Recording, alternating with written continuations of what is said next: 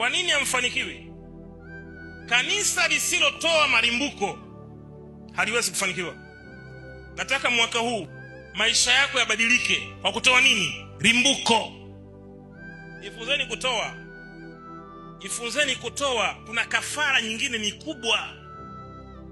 Kafara maana yake ni sacrifice.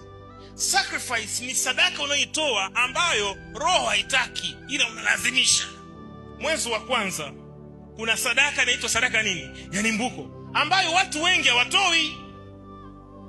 Watu wengi hawataki kutoa. Mimi mzee wangu kanifundisha tayari. Na akaniambia nenda kawaambia watoto wako wasipotoa limbuko hawawezi kukua kiuchumi. Namba moja, limbuko inafungua, ni sadaka ya mwanzo wa mwaka. Inafungua baraka, inafungua tumbo zote za mwilini na za rohoni.